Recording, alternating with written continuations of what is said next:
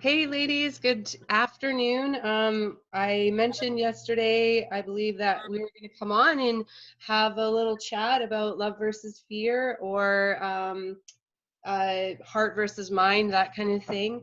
And after some unsuccessful attempts the other day at trying to do this over uh, Facebook Live, which did not work out, and I know there was a couple people that jumped on and it felt kind of awkward, but here we are. So we're going to do it over Zoom, and it should be a much better, easier process. And then we can just go and post it after. So yeah, we've got Tamara and Courtney and myself. Hi.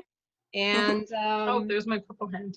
yeah. And so we wanted to, we felt like it was on our hearts to maybe talk about love and then fear, considering the world right now in the state. So yeah, ladies, anything that how can we start this? How do you guys want to go about this? Courtney? I think you starting with your acronyms would be a really great start, just to kind of have that idea of what that looks like. Does that sound good, Courtney? Oh yeah. Oh yeah. Okay. So we looked up some acronyms for fear. Well, actually, Courtney did the one, and there was another one I was thinking of, and I ended up having to look it up. And it was Courtney's was false evidence appearing real, which is very interesting, I think. And then the other one is face everything and rise. So thoughts on this? I love the face everything and rise, because I feel like that's where we grow, is when we get to the other side of fear and we decide to take that step, whatever it might be, to help us grow. Like, that is literally where growth happens. That's the rising part. And so when I heard that one, it kind of just like gave me the feels. And I really like that idea of, yeah, like we go through hard times, but guess what? In those hard times, that's where we grow. And that's where we find out who we are, and we learn the best version of ourselves. And then we figure out how to keep growing and keep rising. And we get more comfortable when we're stuck in the face. And we know what steps we have to take to kind of get to that other side. Mm-hmm. Yeah, I agree. It's like, so the two different ones you have, face everything and rise. That's like one way of taking on fear. Some people will face it and some people will hide from it, right? False evidence appearing real is more of like a description of what fear can be.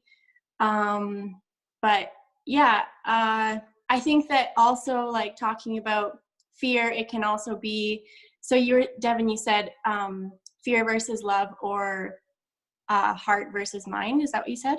Yep. Yeah, so a lot of times fear can be all in our head. So like false evidence appearing real. A lot of times you're like projecting something, thinking about something, and it's not actually happening to you, but it's like this false thing that you're creating that's causing you to feel that fear, right? Mm-hmm. And a lot of times, yeah, you can either listen to that thing that's going on in your mind, or you can tune into your heart, and that's where the love comes out, right? 100%. Yeah. I love that. And I feel like for me, a lot of like where that fear comes from, and I refer to it a lot as like my mean girl voice, right? That voice in the back of your head that's like, you can't do this, or all of the reasons why something is scary, and all the reasons why you shouldn't do it, or why you can't do it, or that you're not enough. And so when we can start to lead with love and we can recognize that fear, then that's where the choice gets to come in, that we get to make, to ignore those voices and to recognize that that's false evidence, and those are the lies that are trying to tell us that we can't do something, or that are holding us back and making us feel those butterflies in our stomach, or, questioning ourselves. And when we can recognize that, I feel like that's a very powerful point to get, recognizing those things and that fear and that false evidence. Yeah, I think that it's pretty like, well, it can be different for different people, but I think it's pretty clear like what love feels like and what fear feels like, right? Like fear will feel closed off, You could have anxiety. You could feel stuck, right? But Yeah. love is open, it's flowing, it's Comforting. comfort, peace, right? Mm, Yeah. Mhm.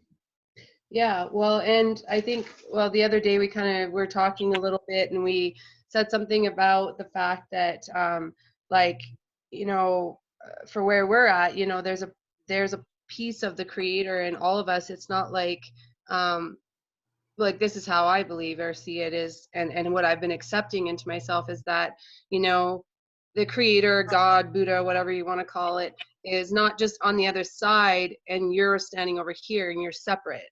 I mhm. believe that we are all kind of part of the creator. The creator is in us, and that's how we can Absolutely. create our lives, right? So I think that if you look at it from that perspective, then you start realizing that um, how does the how is the creator in with emotion and the flow of emotion, whether it's love or fear, does that exist in the creator's plane, wherever that exist, like wherever they exist? And of course, because we're here and we're part of the creator, right? So but what we've been talking about over the last couple days is like he, we as humans tend to get stuck on fear, stuck, Mhm. and being stuck in love doesn't sound like that bad, but being stuck in a place of fear sounds really draining and Mhm. not so much fun. So I think realizing that everything can just flow through you, whether it's fear, whether it's anxiety, whether it's depression. You know, we were talking about like what we create. So if we say have anxiety one day, it is literally our choice to hold it in our Mhm. space. Yeah. Tamara and Courtney, I know you guys can both speak to this, like whether it's depression or anxiety. It is a Absolutely. choice, and we're all learning and we're all growing. Yeah. And um, you know, it is your choice if you want to keep that or if you let it flow through you And and I just think say, the yes, biggest, that's what it is, right? mhm. But it's going. Yeah. And like you said, Devin, when we chatted too, the biggest thing is realizing everything is a choice. Mm-hmm. How we feel, what we do with the emotions that we feel, how we show up in life, how we react to anything that comes our way, how we respond. It's entirely our choice. And like Dev said, we can feel that anxiety and we can hold it, which creates more fear and creates this cyclone, if you will, of just being stuck, and the fear gets worse and you get more uncomfortable and you can't get out of it.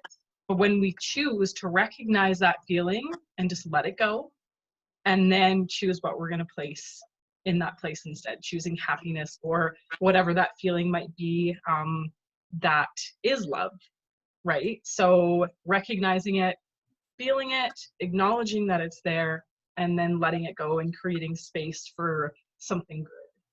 Yeah, I think recognizing is, or like awareness, right? That's always the first step. And the more in tune you get with yourself, either through different practices, like for me, meditation helps, or literally just spending time with myself and being mindful. When you become more in tune with yourself, you can catch those feelings of fear as soon as they happen, right? A lot of times fear can creep in and it can take over you, and then you just, yeah, start that spiral, right? But if you're able to like recognize it as soon as it comes, catch it, and then know that you need to take that moment to correct it, not to correct it, maybe even just to feel it, be aware of it, right? And then allow it to flow through, because when you don't recognize it, it can just take over you and you can be like, why am I feeling this way? And now I'm stressed that I'm feeling this way. And, you know, it just builds and Yeah. builds. And then you keep feeling that energy of anxiety or, yeah, all those negative feelings. And then it just builds and builds and builds. But if you can catch it right at the start and just give it some awareness, then you can tune back into the love, take the time you need to, and switch to what you want to feel, right? Mm-hmm. Well, that's like the feed. What are you feeding, right? Like we were talking the other day about the wolves. that live inside us, and if one is fear and one is love. And Mhm. there is a story, and I can't particularly remember exactly how it goes, but I got the gist of it, and is that if you starve one, you're feeding the other. And if you feed, like, so it works for fear or it works for love. It works both Mhm. ways. So if you literally starve that fear, you're going to feed love. You're always going to feed something, Yeah. right? So I think that's like really important to acknowledge. And then I wanted to touch on heart versus ego, or heart versus mind, because Kaylee had that question in the group where she didn't quite understand like what we were talking about when we were talking about ego, and what does that Mhm. look like. So Tamara and Courtney, you guys want to give what your Um, impression of that? I was just listening to some Alan Watts this morning. I love him. And yeah, he kind of explains the ego, and kind of similar to like Eckhart Tolle's work, that the ego is basically the image that you think you are. So they believe, and like a lot of Eastern religion believes in non-attachment, right? So you are the awareness of the thoughts that you have, the feelings that you have, right? So when you start thinking, I am a teacher, and I have 2 kids, so I'm a mother, and I'm a kind person, but I get mad when this happens, and like you start thinking this is who you are, that's what your ego is. Or like if you start judging others, judging yourself, that's still your ego, right? So everything is the ego if it's an image that you think you are. But what's behind the ego is what you actually are, and that's the awareness of what's going on, right? You can kind of stand back and look at it and be like, these are just things that are happening or flowing through me. These are thoughts, but it's not who I Mhm. am. Who I am is the awareness.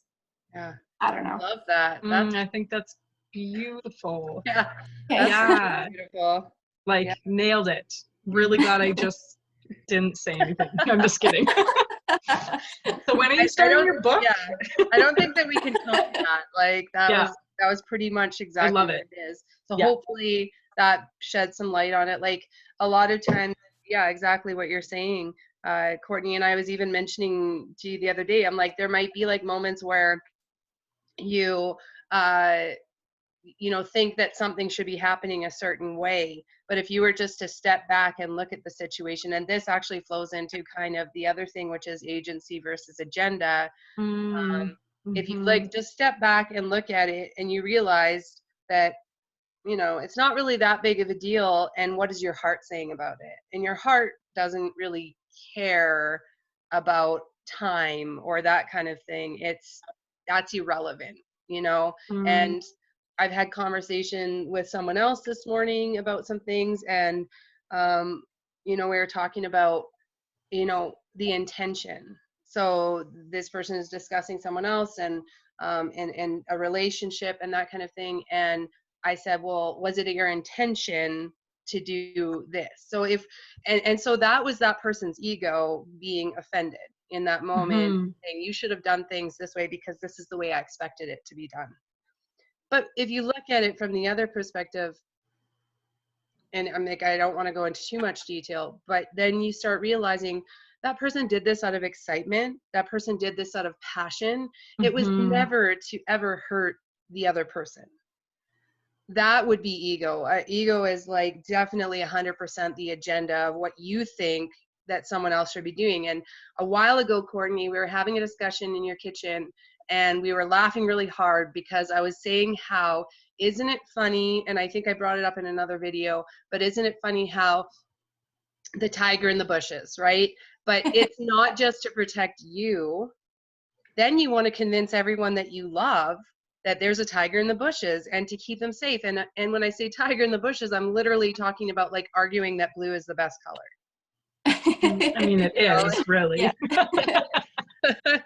So isn't that funny how we do that? So that again is the ego saying, I know what's best and I know how to keep my people safe. So I'm going to try and Mhm. convince them that blue is the best color. And it really doesn't matter. It doesn't matter to the heart at all. Yeah. Yeah, agreed. Okay. Yeah. So, and then do we want to comment any more on like agency versus agenda? Because Mm, that's been like super on my yeah. plate lately. I never really recognized that before, and I look back and I'm like, oh man, like I was honestly just notebook agenda, like not realizing that I was always going after everybody else with what I wanted. And I'm really noticing a huge difference in my connections, in my relationships, in my marriage, in my relationship with my parents, with my friendships, really just to listen to their hearts. Like, I've gone into so many conversations with like this mental list of what I want to say to this person and like what I think we should talk about. We don't get to any of that because I'm learning to listen to their heart and the things that they want to talk to. And I'm recognizing that if we don't talk about those things I wanted to talk about, that's perfect because I'm letting them speak and I'm listening to them and I'm letting them and I just have my full attention and I'm not worrying about what I want to say or what I feel or anything. And I just feel like that's really powerful to be able to get to a point like that in a relationship. And I've only experienced that since the event in January that we went to. I'd never experienced that before, but I'm recognizing it too. Like, okay, right now, like this is me wanting to follow my agenda and not listening to what they need. And I just feel like connections go so much deeper when you don't lead with your agenda. Yeah. That's beautiful. Yeah, I think that with like the self-improvement, self-betterment, this journey, this path that we are on, I think that we have good intentions, right? But sometimes we need to take a step back and know that everyone is doing their own journey, right? Mm-hmm. And our way isn't always necessarily like we're doing it because we know that it makes us happy and it makes us feel love and it makes us feel good, but people can't always see it from their perspective, right? So if we're pushing on them, and you know, it can be frustrating when you have like you just want to share this love with somebody but they won't take it, right? Yeah. It's like, hey, I'm already here, I'm further ahead than you, I know what we're doing, so Yeah. like stop doing what you're doing, it's not working for me, so Yeah. right? Yeah. Highlight that. It's not working for me. Yeah. I'm pretty sure I used those exact words to people before. Like, no, clearly it's not working for me. So just like skip up here because I know what I'm doing. I think it's definitely humbling to just take that step back and realize that you pushing your agenda on somebody and just feeling like your way is the right way because it makes you feel good, you know? And maybe you can see someone in pain, but it's not always going to be the same steps that you took that's going to get them to where they want to be. And maybe they're not ready, you know, and like resenting them because they're not ready is not the answer, right? Yeah. So like the ego. Yeah, exactly. So just being able to love them for where they're at, like really love them for where they're at. And celebrate their growth too, because they're still growing. Just because they're not growing beside us or maybe the very same as we are, it's still growth for them. And that needs to be celebrated. Yeah, or just celebrating their existence in general, right? Yeah, totally. Oh yeah. I mean, even when we're doing this, that's important too, right? Yeah, we need that. We need that, the yin and the yang, if you will, right? Amen. Yeah, where like we need struggle to grow more. If we're not struggling and things are always good all the time, like clearly there's a problem. Yep, contrast is necessary. Yeah. Well, and when you're talking about that part of it, I find like you were talking about awareness before, just being aware of something. I think that's like the first step, right? Because it's really like, well, we're reading in Breaking the Habit of Being Yourself. There it comes feeling, then thinking, and then I talked about this morning with this other person, and then you go to thinking to feeling. So it's like it feeds. Okay, so you start with a feeling, and this is kind of like what we're talking about, like where we let it flow through.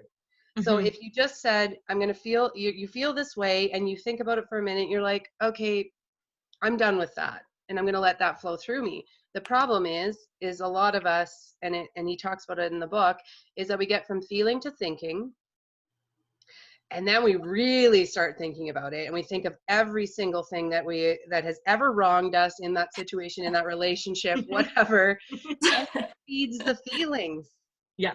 And then you go to like this whole other level. Like I was giving this It example is like this an morning. intense level. Oh, like ridiculous. Like I was giving an example of this morning, like with road rage. You know, you start out with this feeling and you're like, that person just cut me off. I feel like this generally happens in the bigger cities a little bit more than in the smaller towns, but I've lived in Calgary. So a person cuts you off and you have this feeling to this thought. And then you start thinking about all the other people that Like, have I'm ever going to cut drive you up in off front of in your them and life. I'm going to cut them off. Yeah. And then it goes to this feeling of like extreme rage. Yeah. And that person could have just been like totally not paying attention, or who knows, maybe they had to get over because they're trying to get off to the exit because their wife's in labor and they're trying to get to the hospital. And then you react to that and you go and cut them, and like you just don't know. And as I've said before, like every time that I've ever had judgmental thoughts about somebody, again, the ego, I have then thought, and I've said this to all the girls in the group, is that if I ever came into their life and had to look them directly in the eye and ask them how they were feeling, it would always be love. I would never, it's so easy to stand back at a distance and judge people. But when you actually have to go up to them and connect to them, like we were doing at the conference, right? The greatness I see in you, and see that in them, you would never sit back and judge them. Absolutely. So I find it's kind of an interesting thing, and I'm loving the book because it explains that part of it. But I think it's really interesting too. So you can see how fear feeds itself, right? You know, you go from feeling to thinking to thinking to feeling. But there is that. But Courtney, you just mentioned contrast a few moments ago. What is the contrast of fear? Love.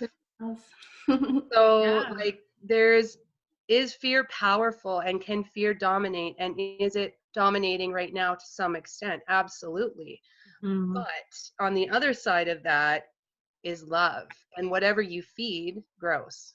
And I think the biggest thing to remember, which I have been practicing and it feels so good, is to allow yourself grace when you are stuck in fear or your ego or whatever those things are. Not to beat yourself up over it, because we're all human, we all struggle with those things, we all feel those things, and that's the whole journey, is that we're learning and we're growing, and we're always going to have these things that we're going to be facing, and we're always going to have that fear that's present, and we're always learning. And so if we can just allow ourselves that grace and just feel the things that we're feeling, and then just know that it's okay, it makes a really big difference than getting down on yourself for it. Yeah, and know that you're not alone, and that, you know, we're all here for everybody in this group. Yes. I feel like that's a beautiful place to leave this. Yeah. I feel really at peace with it. I feel like that was really beautiful what you both just said. And hopefully people can take something away from this. So yeah. You guys have an awesome day. Yeah, everybody have an awesome day everywhere. There's so much to appreciate in the world, so much to have gratitude for. Doesn't matter the time, and right now especially. So awesome.